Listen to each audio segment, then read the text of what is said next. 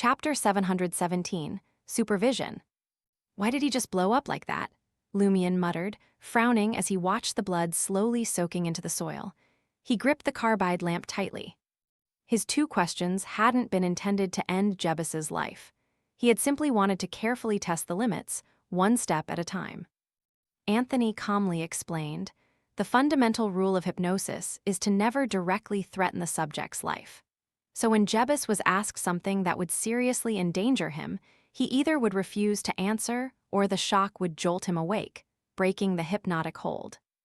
I was ready for the possibility of him breaking free from the hypnosis," Lumion said, having anticipated this outcome. Jebus couldn't dodge the spell of Harumph at that range.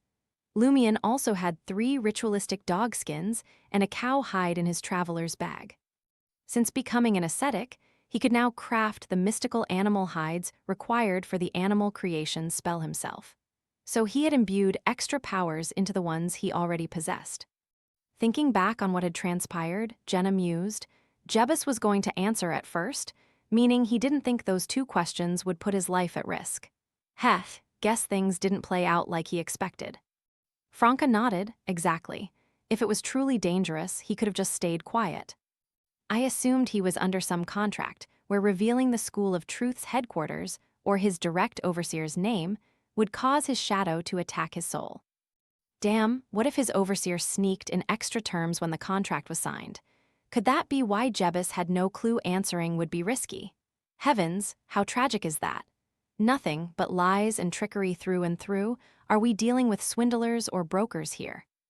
After Franca's lament, Lumion considered for a few moments. Overseer. Overseer? Franca caught on immediately. Overseeing subordinates is an overseer ability, but Jebus didn't know that. Did he set off some forbidden conditions by answering key questions? Jenna snapped to attention. You think the overseer spotted us already? Could they be on their way? Unlikely.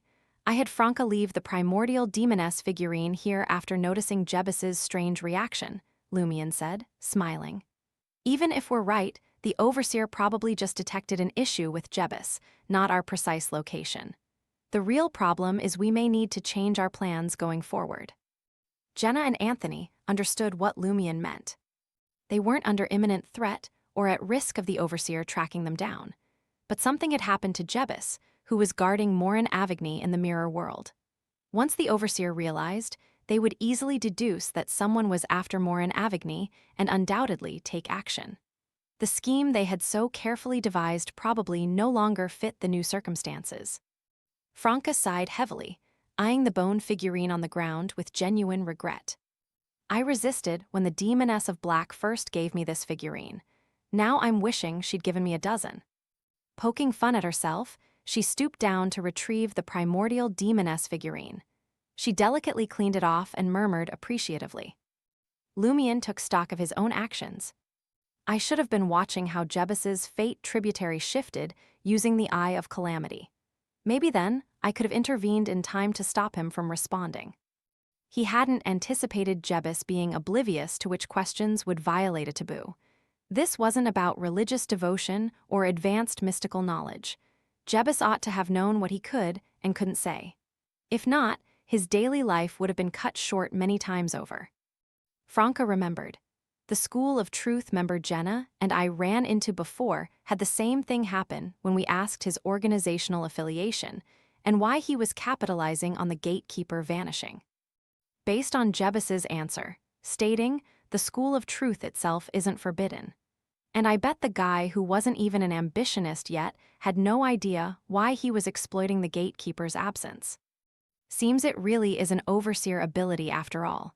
No wonder the taboos are fluid, with the context, mental state, and overall situation determining what crosses the line each time. The rules adapt to the circumstances. Heck, just like the ideology Jebus described. Lumion gave a small nod and laughed.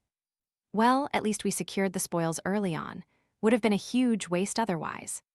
He thought for a bit. Franca, contact the Demoness of Black with the charm later. Inform her about the fixed mirror world entrance we made, what occurred, and how Jebus reacted. See what she thinks and advises. Right, she's likely a Tamara from the apprentice branch. No love lost between her and Morin Avigny, who defected from the Judgment Branch. Franca concurred, and Lumion turned to Jenna next. Head to the safe house and send word to Madame Judgment. The Judgment pathway stands for order, so I feel we must alert her to the School of Truth situation at once. I'll take you there. Got it. Jenna was accustomed to Lumion delegating tasks in moments like these. Finally, Lumion addressed Anthony. Join me at the Pleasure Pavilion to await Morin Avigny's arrival. Watch him closely for any unusual behavior. Situated on Avenue du Boulevard, the opulent Pavilion of Pleasure functioned as the Intes Republic's presidential estate. Morin Avigny was due to attend a ministerial meeting convened by the president there. Anthony inclined his head slightly to convey his assent. Observation was a spectator's forte, after all. Inside the quarry cave, housing the mirror world's fixed entryway, Franca leaned against the wall, her night vision active. She produced a compact and a charm fashioned from ashen stone. Clasping the charm, Franca infused it with her spirituality. Reciting the Hermes activation phrase, she intoned. Eyes. Wreathed in obsidian flames, the rock-like grayish charm flared to life. Franca touched it to the compact's glass, causing the mirror to lose solidity and turn incorporeal. The burning charm sank through without resistance, vanishing from sight. Moments later, Franca sensed a presence surround her. A mass of dark locks then rose from the makeup mirror's surface. The rippling black tresses obscured her view. As the hair fully emerged, Franca tightened her grasp, and Clarice took form before her.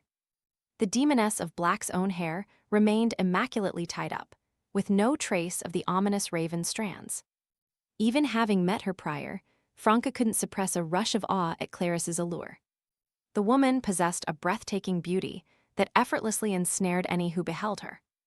Clarice regarded Franca, her melodic voice gentle as she inquired, "You have an update?"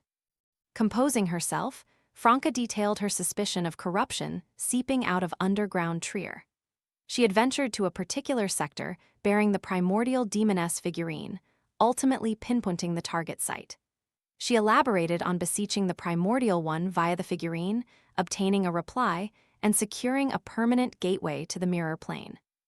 A rare glimmer of approval showed on Clarice's face. Your instincts are sharp and your mind keen. Impressive that you conceived of and accomplished this. Perhaps you too shall rise to be a colored demoness one day. Demoness of yellow, Franca grumbled to herself. She went on to outline the scheme she had hatched with Lumion's crew, withholding specifics about the Tarot Club and portraying the mirror mark power as an item. Clarice listened attentively without comment. Franca recounted the offensive against Lumion amid his probe, his triumph over Jebus, and the bounty of intel gleaned through a spectator. The demoness of Black nodded. Your lovers are quite capable, the hunter in particular. Here Clarice smirked. The taste of a hunter isn't bad either. The higher their sequence, the more intense and brave they grow. Emperor, even an elite demoness has perused your clandestine annals. Every demoness probably owns an edition. Franca wavered between finding Emperor Roselle's plight humorous or pitiable. It certainly has its perks. Franca played along, smiling and trying to mask her chagrin. The demoness of Black proceeded. However, both you and he erred. Upon amassing adequate knowledge, you should have ceased questioning without delay. The wiser course was to first ambush Morin Avigny, seize him, then interrogate further. Agreed, Franca accepted the demoness of Black's reproach. In hindsight, the location of the School of Truth's headquarters and the presiding overseer's identity were not essential facts for their immediate needs. They could have morphed Jebus into a dog and set Lugano and Ludwig to guard him. While the overseer remained unaware, she and the rest could have lurked within the mirror, poised for Morin Avigny to unwittingly enter of his own accord. Ample chances to take a second captive would have presented themselves down the line. However, this was Lumion's style.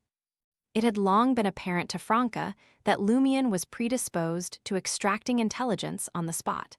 Only extraordinary reasons would induce him to postpone.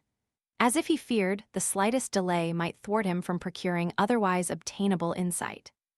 Demoness of Black Clarice refrained from belaboring the point.